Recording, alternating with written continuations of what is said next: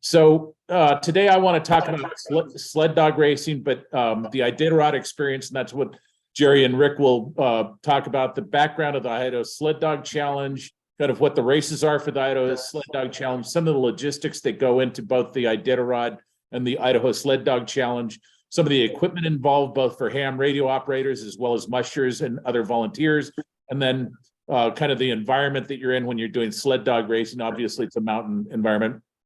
The number of volunteers and kind of the different positions for volunteers, and then everything about sled dog racing, kind of the rules, dogs, equipment, strategy, things like that. So I hope you enjoy it, and I wanted to make sure that I really got involved in sled dog racing just from volunteering the first time, and really enjoyed it, and have gotten much more involved and learned a ton about sled dog racing, and I know I have tons more to learn about it. So here's a little bit of history about sled dog racing. Sled dog racing was around as early as the 1850s, which I found rather surprising. And even Idaho had races back in early on. And then the Iditarod's been around since 1973. It's a 1,000-mile race. It still goes on today. And Rick and Jerry will talk more about that. And then the Yukon Quest is another 1,000-mile race, considered one of the hardest races, dog races out there. The Idaho Sled Dog Challenge started out as the McCall Ultra Sled Dog Challenge in 2018. And we'll talk to Jerry a little bit about how he got that started and some of the logistical challenges getting that going. And then the name changed, and now it's the Idaho Sled Dog Challenge. It's a 300-mile race. There's also a 100-mile race, and this year there are some sprint races. And then it's also part of the Rocky Mountain Triple Crown, which is really interesting. There's a race in Montana, a race in Oregon, and the race in Idaho. So here's the map for the Iditarod.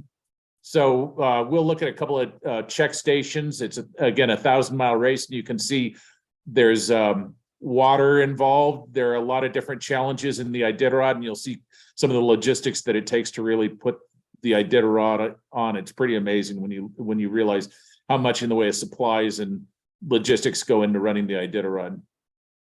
So the Iditarod's a pretty challenging race, so it takes some really difficult pre-race training in order to compete in the Iditarod. So this is, I guess, the kind of training that they do from what Jerry tells me.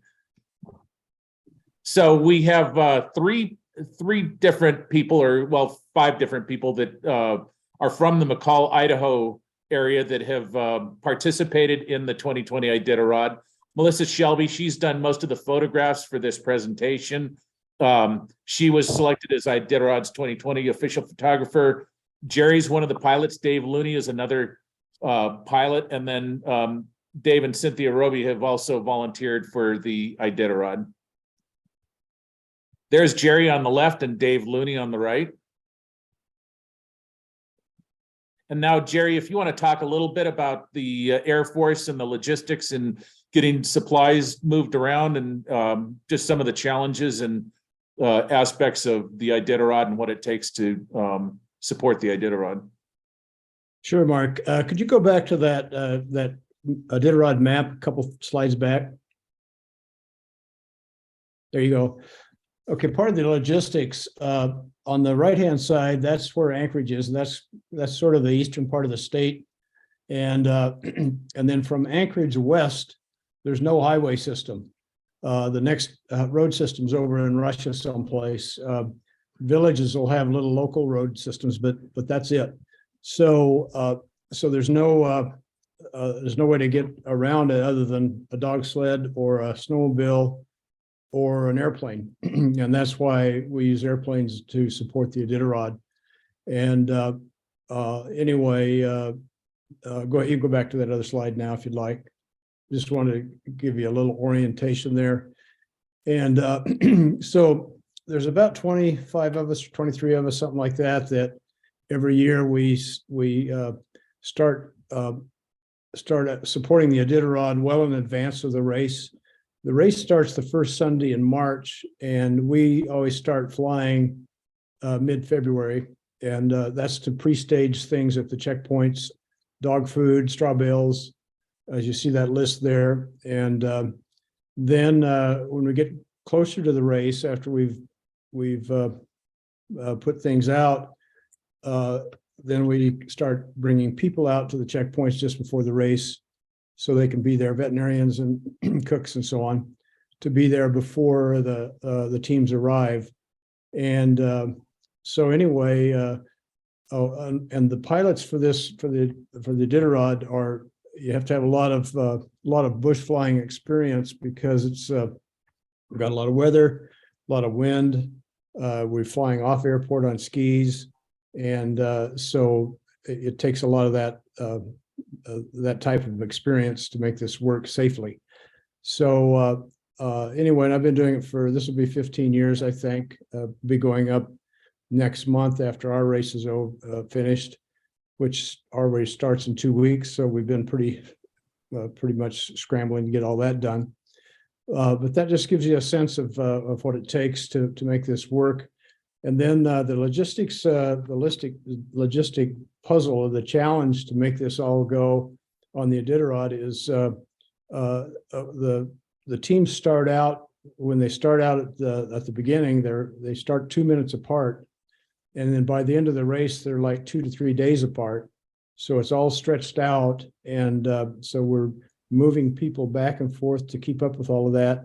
And then when the last musher goes through a checkpoint, then we got to start cleaning everything out, people, supplies, and clean up and all that stuff. So it's it goes, the flying part goes on for maybe 5 weeks, maybe 6 weeks to make this all work. So, and then in relating that to the logistics on our race, it's a lot simpler here, because we can drive to all the checkpoints on the Idaho Sled Dog Challenge, except for one. We have one remote checkpoint that we have to use with snowmobiles, but otherwise we can drive to them.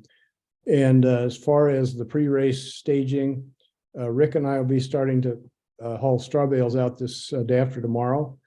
And then so it's a lot nearly as involved, not nearly as involved as the Iditarod, but it's the same concept: getting things out, getting things ready, and so on. So then we, on the pilots, we start our safety meetings in December. We start check rides. We have check rides to make sure that we're current and ready to go. And then I've mentioned the loadouts mid-February, and then we go to other checkpoints to get things loaded out there. So and we just had our second meeting on Tuesday night. We've got one more in February. And I'm the Iditarod Director of Safety, so I've got involved in that. That's from a military background and also a professional background. So anyway, the organization is pilots they've known each other for years. We're all good friends, and there's a lot of camaraderie.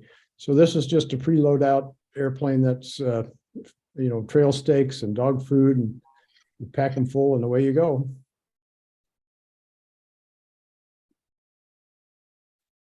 This is just an idea of the number of planes that it takes to actually support the Iditarod. Jerry, what's this location? Well, this is Rainy Pass, and these airplanes here are all commercial. These are day trippers that come out from Anchorage. So these are all tourist airplanes, and that you see there. And so that's what happens as well, especially on that the first part of the race. You get a whole slew of tourists out there, especially at this particular checkpoint. So it's because it's so pretty, and then if you've got a nice day there. So that's what this is. But so the airplanes we use are smaller than this. They're mostly Cessna 180s and 185s, and mostly on skis. So I found this interesting in that hams aren't used for the Iditarod communications. GCI is the telecommunications company, and since they're a large sponsor, they provide all the communications needs for the Iditarod. Correct. This is one of the checkpoints, and this is one of the reasons I like to volunteer. Just a beautiful bluebird day, and you get to see all the teams resting before they take off for their next leg of the journey.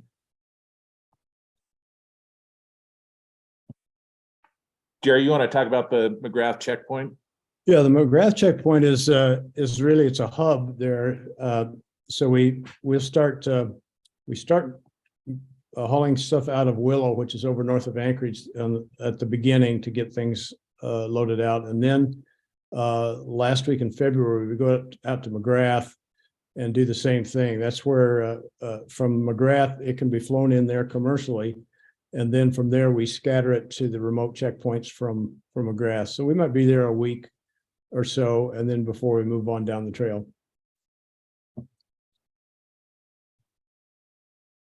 This is one of the teams coming into the checkpoint, Uniclete. And is this the one, Jerry, where you said it gets to 40 below? Well, yeah. Any of them could get 40 below. McGrath, that's common there. Uniclete, where the photo that you see here is right on the seacoast, the Bering Sea coast. And it gets cold there, but the main issue there is wind. The Uniclete is a native word for where the east wind blows, and it blows. So we might be flying in 40 knot winds and 35 knot winds and that kind of thing out there. So it rocks. It's pretty rocky, a lot of rock and rolling, I should say.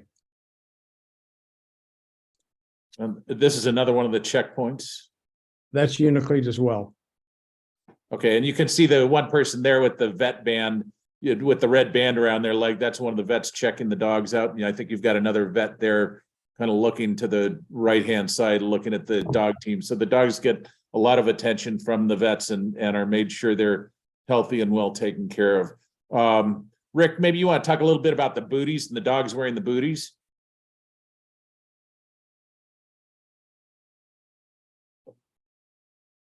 Rick, you must be muted. All right, maybe now that works.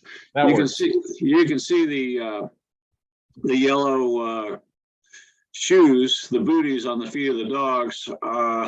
Those are essentially like little bags with Velcro closing on them. And typically they make them out of contrasting colors so that when you're driving the dogs, you can see whether or not they've thrown one. You can see if they're on their feet. So if you remember from grade school, when you studied snow, the snow was all little tiny crystals and little tiny points.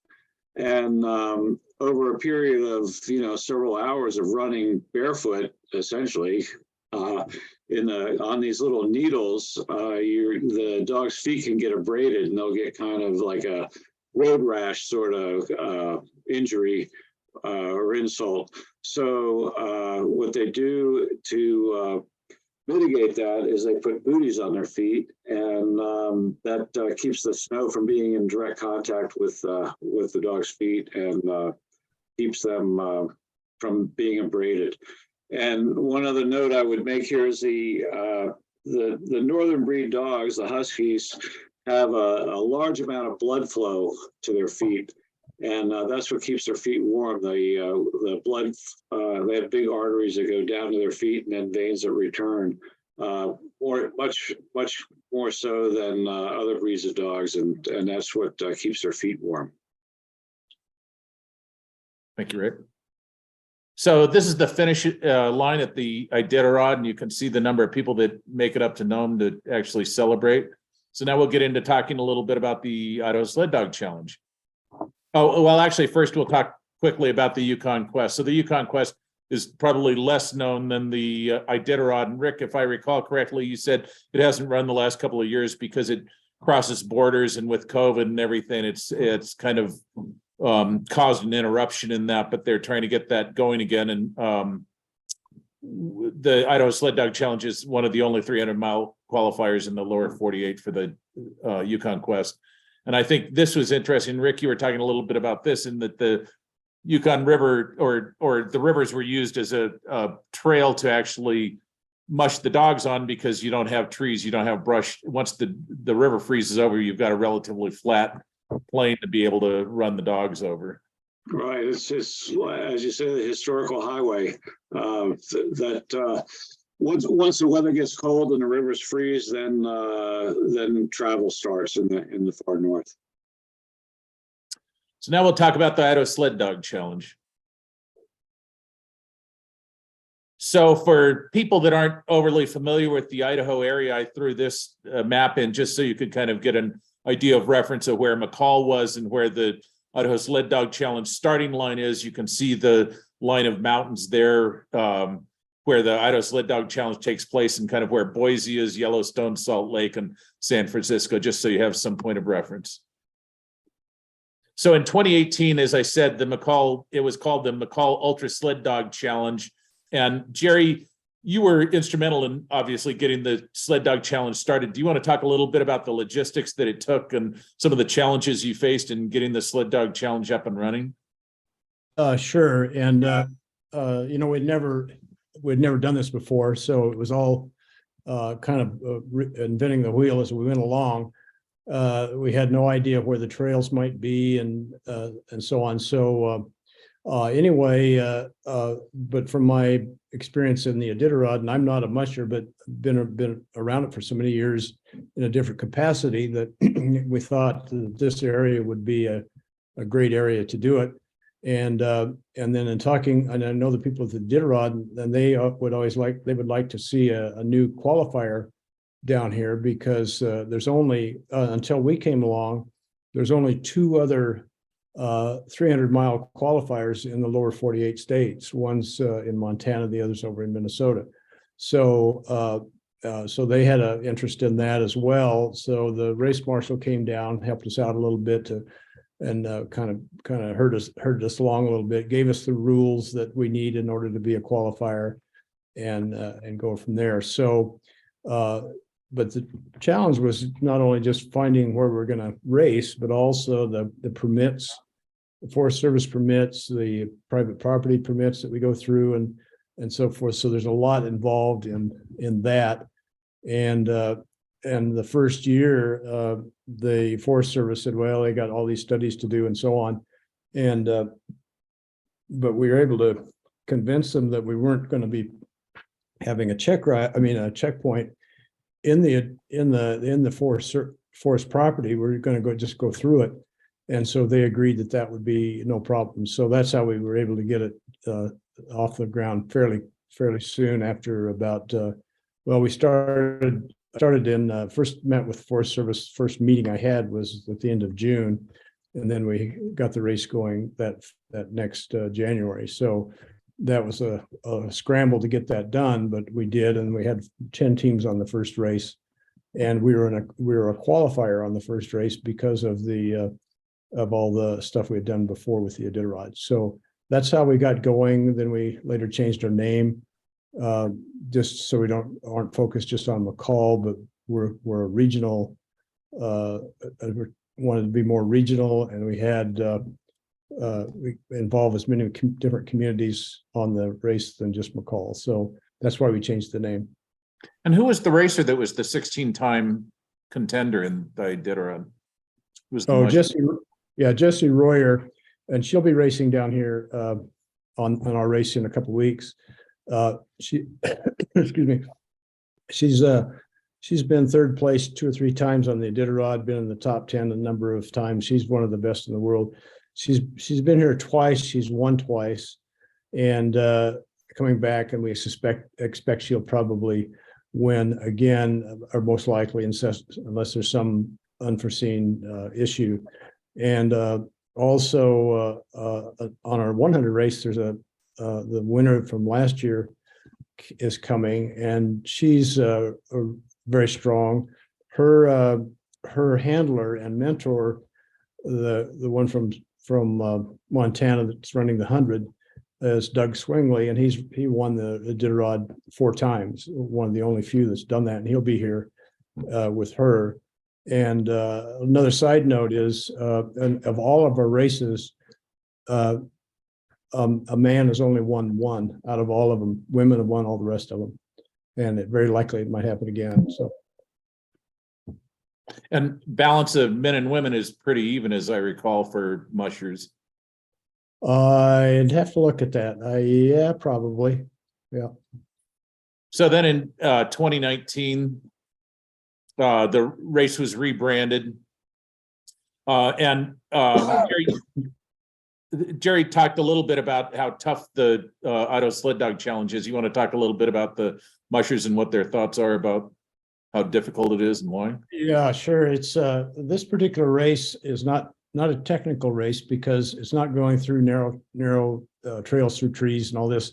It's on Forest Service groomed Forest Service roads.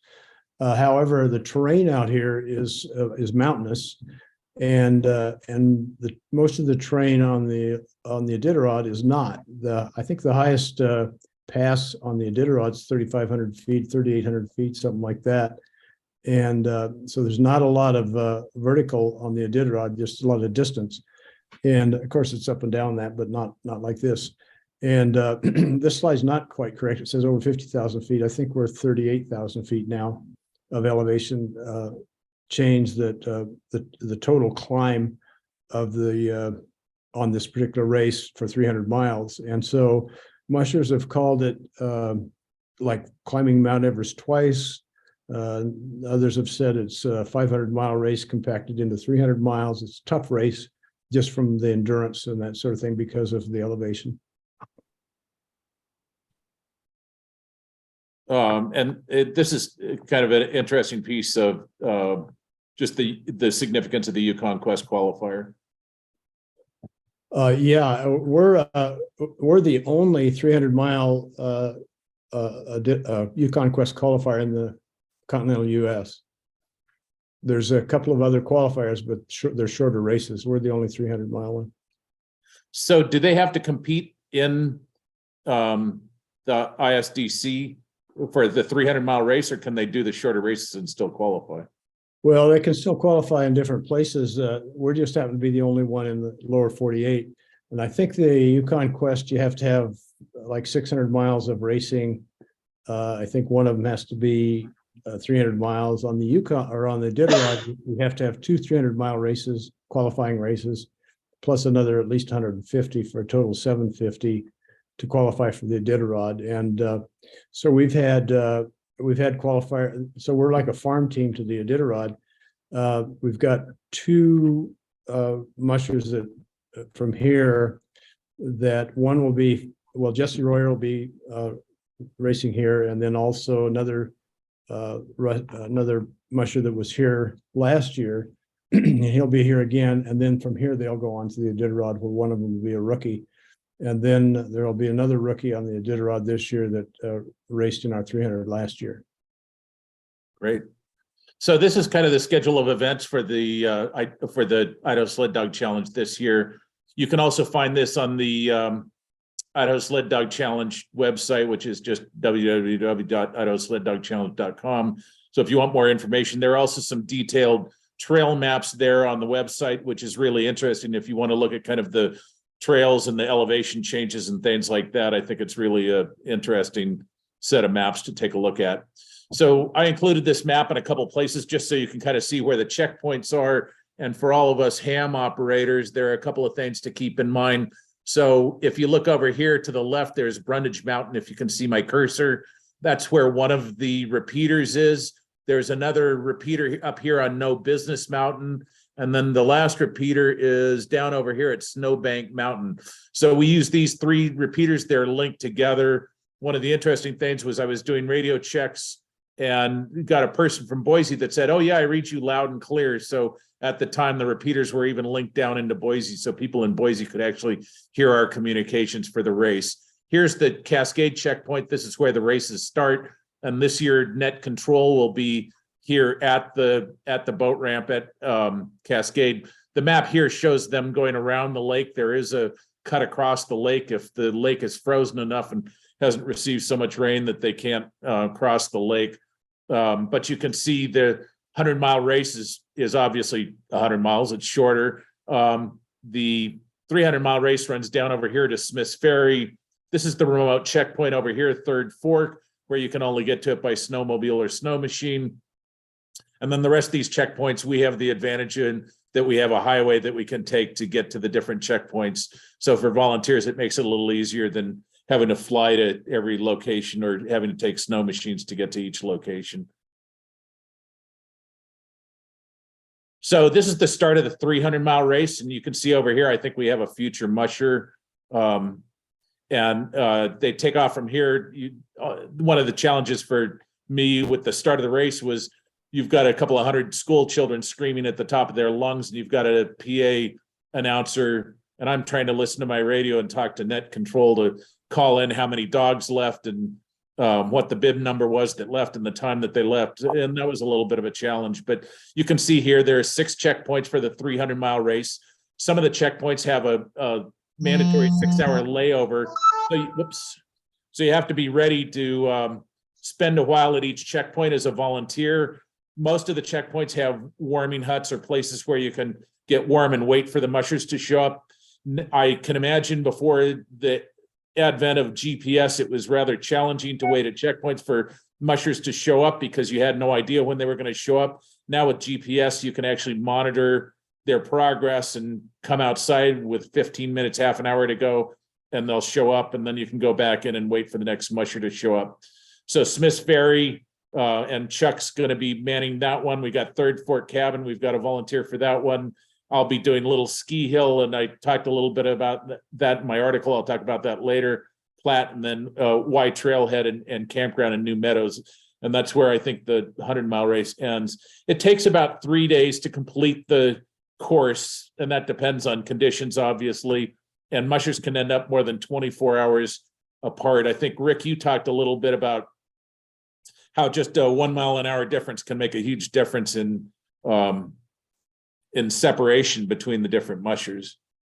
Because when you're talking about time on the trail on a 300-mile race, you're talking about approximately 35, 36 hours of actual travel time. So if you do the math and you look at a 1 mile an hour difference over 35 hours or a 2 mile an hour difference over 35 hours, you can see how the teams get spread out pretty quickly. The other thing that will affect the times is the checkpoint routines. So as Jerry mentioned, it's a very rigorous course. There's a lot of climbing. The dogs get tired, the mushers get tired. So they stop in the checkpoints and rest and recharge. And races have been won and lost over the ability of a musher to be efficient in the checkpoint, particularly when they're tired. You got 35 hours of travel time, and that translates to more like 50, 60 hours of elapsed time. And that doesn't leave a lot with the managing the dogs on the trail and in the checkpoint. It doesn't leave the mushers a lot of time to rest.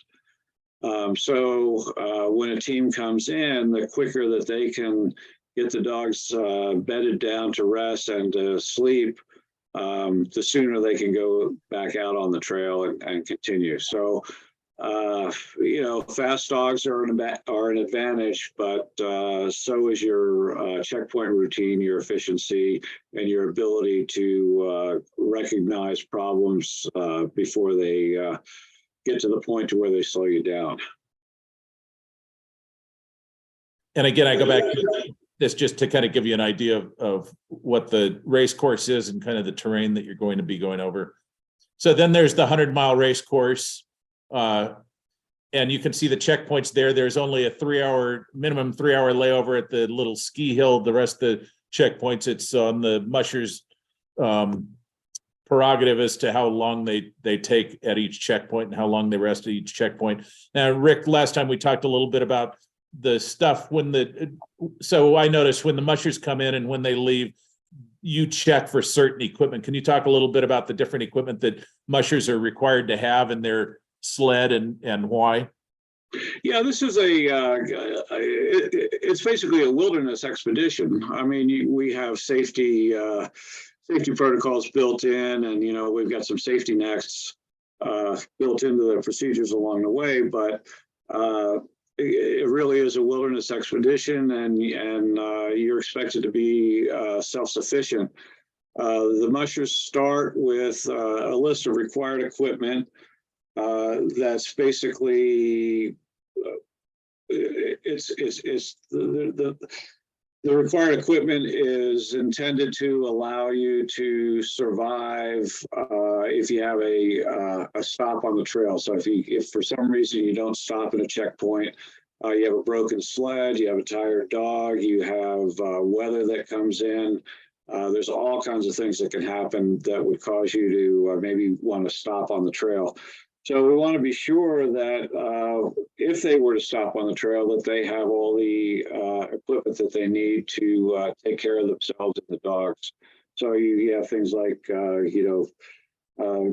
a cooker, which allows you to melt snow for water. You have food, you have an axe, you have a sleeping bag, you have cold weather parka.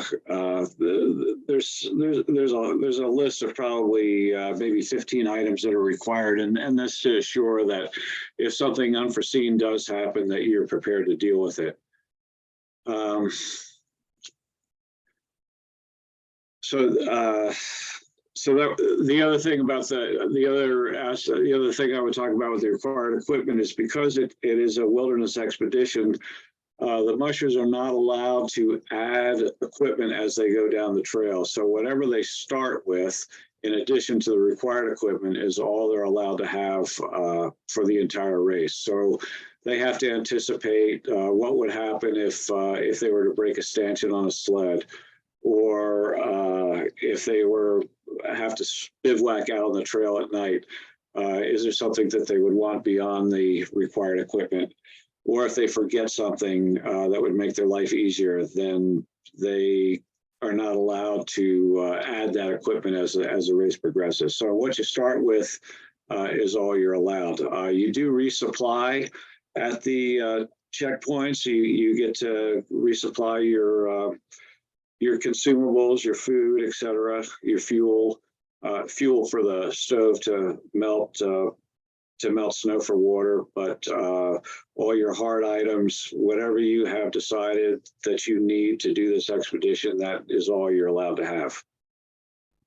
Great. And I thought one interesting thing was that the harness that ties the sled to the dogs is a steel cable, so they can't chew through it. And you have to carry cable cutters in case the dogs get entangled in the cable. I had no idea that cable was a steel cable.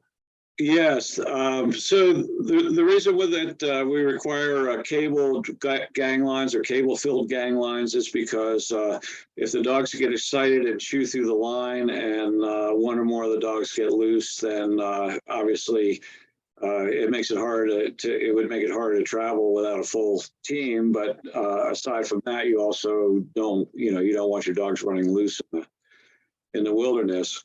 And the reason for the cable cutters is sometimes you can get a big tangle. Things happen, the dogs at the front stop suddenly because maybe there's a hole or a tree or something down, and all the dogs bunch up, and then the lines go slack. And if they get a tangle, then dogs can get hurt. So you carry cable cutters in order to be able to cut those loose so that before they get hurt. Okay, cool. Again, the map for kind of the 100-mile race. And then this year, there is no race for juniors. There are the Warm Lake stage races this year. I left this slide in because I thought the photograph was great too. So these are the Warm Lake stage races this year. They're short 26-mile sprints. They're kind of a tune-up for the main event and another event. One of the schools from Boise is coming up to actually they're using the Idaho Sled Dog Challenge as kind of a STEM education thing and some of the calculations thing they have to do. And they read Call of the Wild, so they're going up to see the sled dog sprint races in Warm Lake this year. And we're going to have close to 500 school kids that are actually scheduled for the start of the Idaho Sled Dog Challenge, and there probably going to be more because there'll be kids that come that aren't specifically scheduled with us, that haven't told us that they're coming, but they, it's open to the public, so they'll be coming. So it's a very popular event for school kids. Yeah, and I recommend everybody to go to the start of the race. It's so much fun to see the dogs' enthusiasm when they're ready to take off and they haven't been running in a day or so, and you can see how much energy they have and they're ready to go. Well, you can't help but smile when you see how excited these dogs are to go. It's just, it just goes right to your core. You just smile from ear to ear. Yep. So it takes over 200 volunteers to have a safe race. And these are some of the volunteers that are needed in order to be able to run the race. Obviously, they're the race officials, so there's race monitoring. Like I said, at the checkpoints, you have to check the mushers in to the checkpoint and check them out again. You have to monitor course conditions. The first year I volunteered, the snow was really deep and really caused the dogs a lot of work to make it over the course. Health and safety is obvious. Public relations is important, and then volunteer coordination. And then mushing team health, there you saw the veterinarians. There are also dog handlers that are there to help the mushers and to help the veterinarians at each of the checkpoints. There are vet assistants, and then there are EMTs and physician assistants for the mushers themselves to make sure if the mushers need any medical assistance, there are people there to help them. Race control works closely with net control. So there are GPS trackers. One of the things we do at the start of the race is to make sure that all the trackers are working and that the tracker is with the right team, so there's no confusion once they get out on the trail. Obviously, that could cause a lot of consternation for a lot of people if the wrong tracker gets with the musher. And then, so we make sure the bib number matches the tracker. And what I do at the start of the race is go around to the teams and then radio to net control to make sure that the tracker is actually showing up on the tracker web screen so that we know the tracker is working at least when they leave the checkpoint. And then timing and tracking. So that's the race starts, what time the race actually starts, the number of dogs. So the size of the dog teams can vary, especially in the 100-mile race, probably more than the 300-mile race. And then the bib number the musher is wearing, the time of the start, and then the GPS tracker ID. And then at the checkpoints, again, when the team comes in and when the dog leaves, or when the team leaves, they may not have the same number of dogs. So you have to report the number of dogs in, the number of dogs out, the time they come in, the time they go out, and the bib number. And then finish line, same kind of thing, number of dogs, the bib number, the GPS tracker ID. So all of this stuff, one of the hams radios back to net control, and they hand that information over to race control. And I wrote in my article a little bit about the fact that gives families that are back home watching the mushers peace of mind. If a GPS tracker fails or something like that, families are left wondering where their family member is on the trail, and they may not have any idea where that musher is. And if there weren't communications from the checkpoints, they may be in the dark for quite a while before news would get back to them that their family member is safe. With the hams radioing back to net control and to race control, they can alleviate family worry by letting them know that the musher has actually showed up at the checkpoint. So course workers do the course grooming. They do the starting line assistant, which I get a kick out of Chip. He's actually almost been hauled down the trail by the dogs because he's got to disconnect the dog team from the snowmobile so that they can run, and they're ready. Like I said, at the start of the race, they're ready to go. And it's pretty funny to watch him try and disconnect that rope and let the sled go. There's EMT and SARS support. So if they have to move a search and rescue people or EMTs to a location or to a musher in need, the course workers would be the ones to do that. They also do dog transportation. So if a dog is dropped, especially at a remote location, the musher may need that dog taken back to their support team, their handlers, and the snowmobiles will take care of that. The course workers will take care of that. Vet transportation, same kind of thing. They have to get vets to the remote locations, and they may have to quickly move a vet from one checkpoint to another. So they help make sure all of that happens, and they do both setup and cleanup. There's Valley County Search and Rescue. Obviously, we hope we never have to use them, but they're there for us if we need their assistance. And then here's what the hams really do, and that's we monitor the GPS trackers. We do the race start, the checkpoints, and the finish line. We do the logs and the stats. We help support the search and rescue. This last year, when I went into the search and rescue trailer, I found out that their ham radio was tuned to the repeater, but they didn't have the offset set correctly, and they didn't have the radio set up correctly. So I had to figure out the radio first and then figure out the setup to get the radio to actually communicate with the repeaters so that search and rescue could communicate with the hams if needed be. And then there's logistics coordination. So there may be radio communications talking about dropped dogs, or vet coordination, moving vets around and things like that. And then there's photo and video people that take care of all of the pictures that we're seeing today. And there are also some great videos on the Idaho Sled Dog Challenge website if you want to see things like the start of the race and how energetic the dogs are and ready to go. So I participated in 2020 and 2022. I've done, like I said, the checkpoints, the starting line. The finish line is interesting to see the dogs come in. They're not quite as enthusiastic as they are at the starting line, but it's really amazing to see what good shape they're still in and good spirits they're in when they come in. And then we did pre-race radio checks, and then I filled in at net control as needed. Net control runs 24 hours a day, 7 days a week, so I had to fill in for that. Here are the repeater frequencies that we use. I showed you where Snowbank, No Business, and Brundage Mountain were earlier on the map. And thanks again to the Deer Point and Central Idaho Amateur Radio Club for the use of their repeaters for this event. We use both HTs and mobile units, mostly HTs. The mobile units come in handy for some of the checkpoints. When I worked with Mickey last year at Little Ski Hill is way down in a ravine, and the ham radios, the HTs, can't reach the repeaters. So Mickey set up a crosslink in his truck on his mobile unit that would talk to the Brundage repeater, and then we were simplex between between Mickey's truck and the Little Ski Hill. It's the only way we would have been able to get out to talk to one of the repeaters. So there are things like that you have to anticipate or be ready for. So having enough equipment and knowing what equipment to use and how to configure that equipment to get out to the repeaters and stuff is really critical. It's one of the things I really enjoy about volunteering is you get some additional skills training with your radio equipment. Obviously it's cold, wet weather, so your equipment has to be equipped for the cold and wet weather.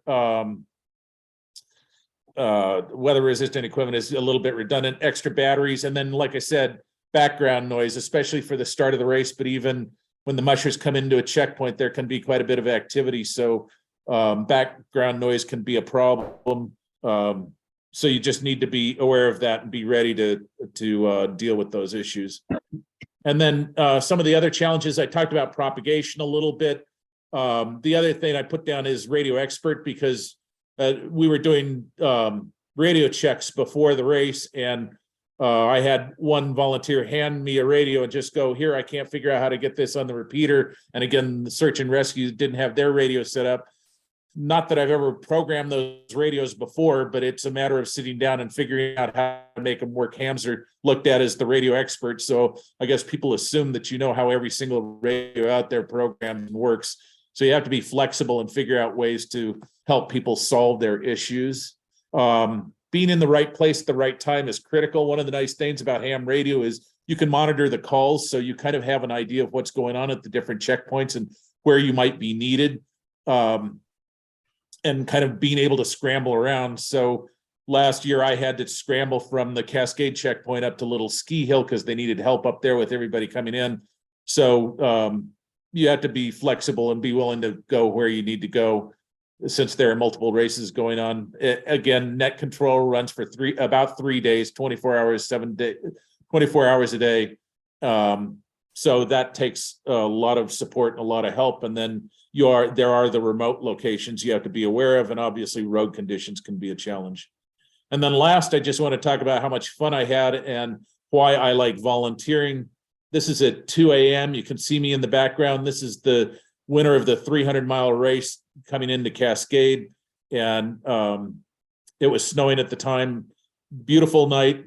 It was just right. But what I really love is all the people. I've met a lot of really very interesting people. I've learned a ton from Rick and Jerry and other people about sled dog racing. I had no idea I'd know so much or learn so much. I love the dogs. It's really fun. Like Rick said, it really is fun to see the dogs just enthusiastic and ready to run. I get ham skills exercises and learn new things. And then again, the dogs are just terrific. So that's pretty much what I have to say about volunteering for the Sled Dog Challenge. I have Chuck here. He volunteered with me this last year for the first year. And Chuck, do you want to say a few things about volunteering and why you decided to come back this year and volunteer again? Yeah, last year was my first year at anything as far as ham radio. I'd had my license for quite a while, but I hadn't been active. And I signed up for the dog challenge just expecting to work as in one of the checkpoints, and they took my ham license, and one thing led to another. And so I was at the starting line with Mark last year. And when he talks about how excited everybody gets, even when he says it, it's far beyond anything that you would expect.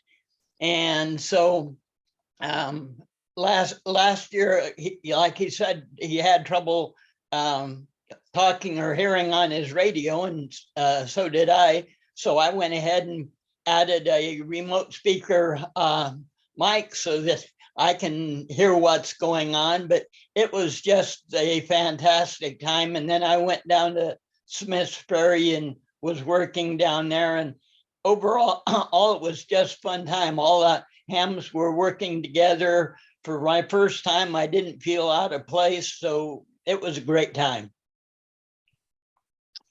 Great. Thanks, Chuck. Rick or Jerry, do you have anything you want to add at this point?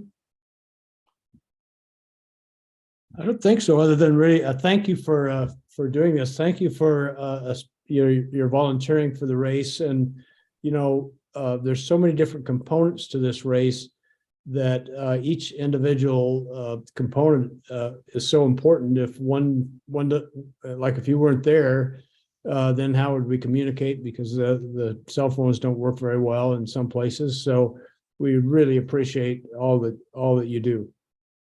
Yeah, the hams are invaluable. I mean, we've really, as one of the officials of the race and trying to keep track of what's going on, and having teams scattered to different checkpoints and different places on the trail, having the hams know exactly where people are and what's going on makes the job a whole lot easier, not only easier, but a lot more comfortable, because you don't have these people that just go out into the Netherlands and you don't know what happens to them until they show back up. I can't say enough about how valuable it is to have the ham communication. Well, thank you, everybody. And thank you, Dan, and thank you, RATPAC, for inviting us for this presentation. We sure enjoy talking about what we love to do, and we appreciate your time. I'm going to stop sharing my screen here. Okay, and I'll take everybody out of the shadowing here. All right. Just take me a moment. And meanwhile, Barry, you want to take a look at what's going on in chat? Sure, there's a couple of questions. One was, who advances from the qualifiers? Is it a placing in the finish or a lapse time? Is it points-based accumulation for all the qualifiers? It's I'll take that as the race marshal. You have to complete a qualifying race. So the race has to be a qualifier. It has to meet certain criteria.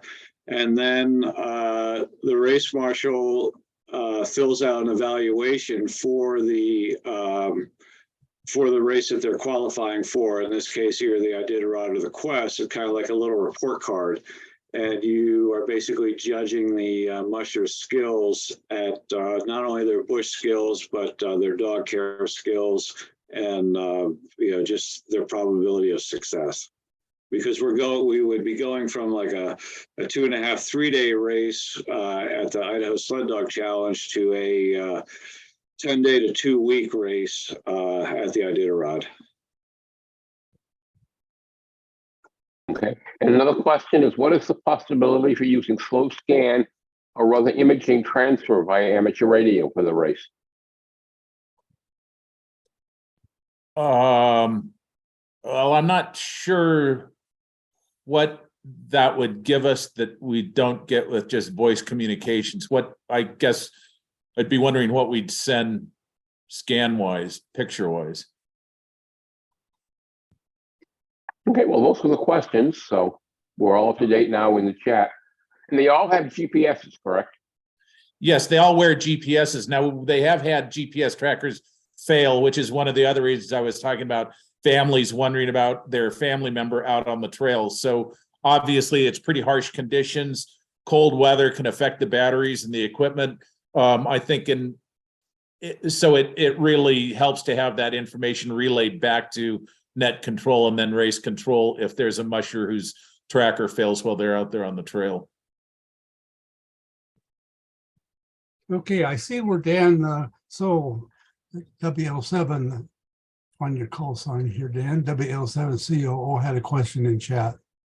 It says, who are the check ride pilots? The pilots that check out check out you guys for being okay to fly. Oh, I can take that.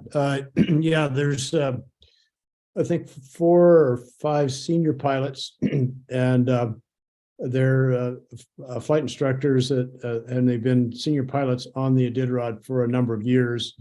And so then the FAA will give them check rides. And so then they'll be a designated check pilot for the rest of us. Okay. Victor, you got your hand up. Thank you and good evening.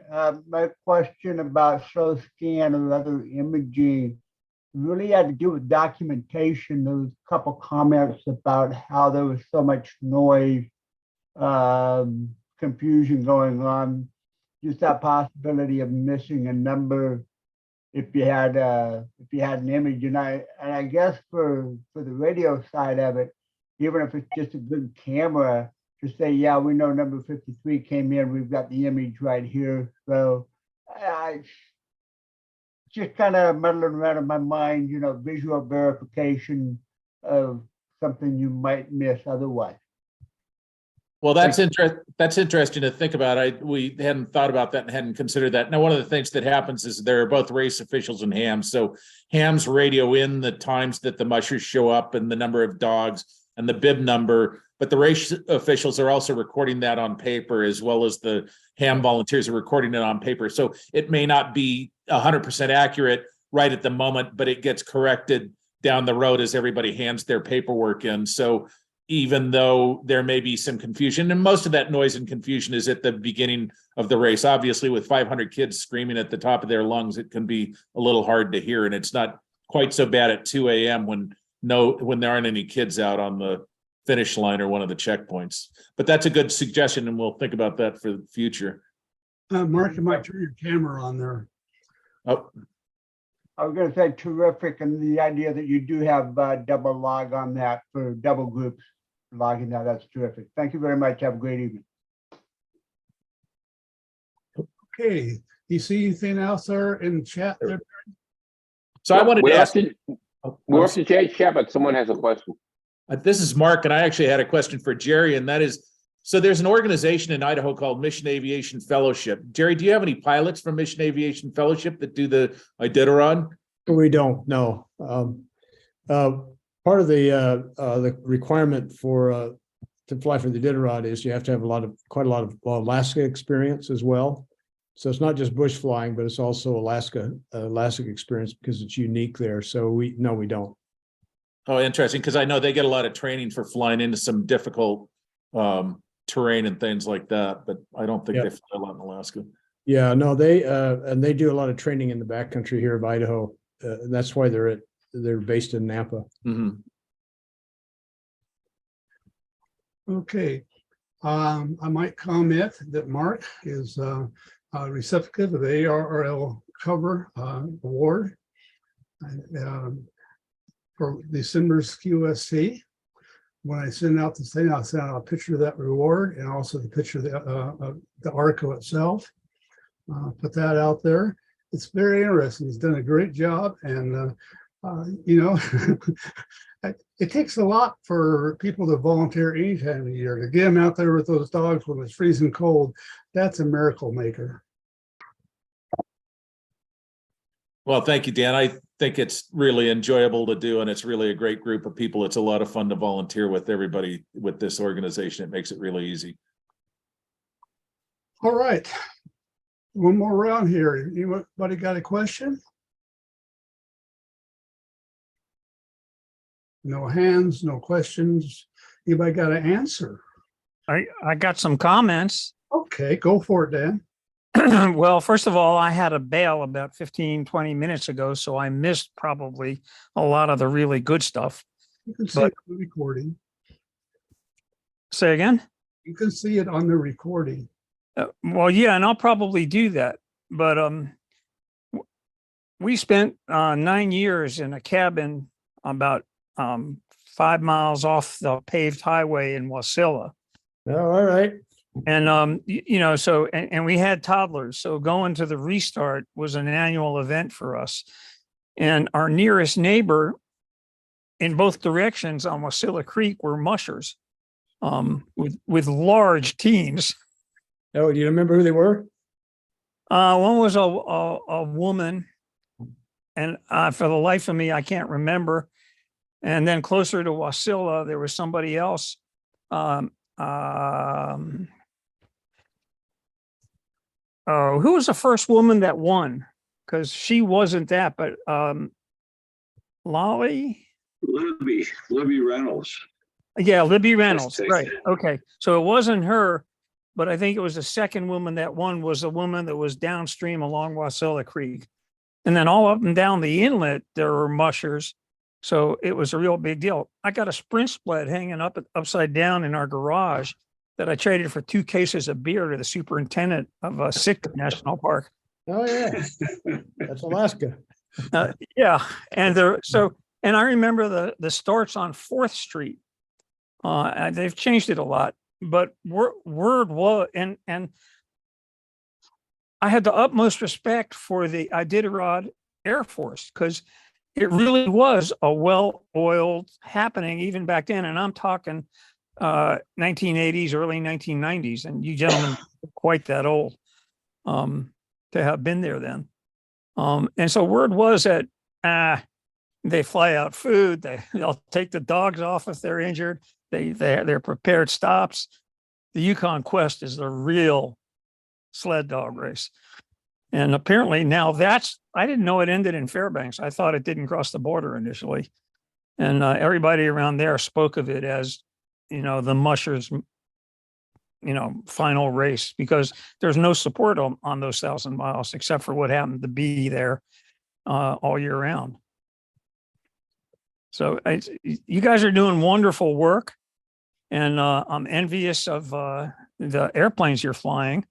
I was renting stuff from Fort Rich Flying Club and the club in Palmer. Okay, yeah, good. So where do you live now? Say again? Where do you live now? Oh, my retirement job was 12 years at Yosemite National Park. Oh, hey, all right. I'm enjoying the Sierra foothills, such as they can be enjoyed between fires and floods. Yeah. All right. So, you know, kudos to y'all for doing that. It's a good, healthy, and how do I say it? I think any one of the mushers I've ever seen would stop to help another musher who was in trouble. And in fact, that happens regularly on the Iditarod. They do, yes, that's correct. So, and how do I say it? For what you do, or what they were doing then, and I'm assuming it's still true, the Iditarod Air Force exemplifies safe bush flying. And that's rarer than you'd think in Alaska. Yeah, we do. You know, one of the things that we have the cornerstone of our safety program is pilot selection. And we have a group of senior pilots that screen any new people. And we've got a couple, I think 3 coming new people this year. But the background, you have to have the background, you have to have the experience, you have to have the competence and all that to even be considered. And so the average Iditarod pilot has over 10,000 hours of flying experience.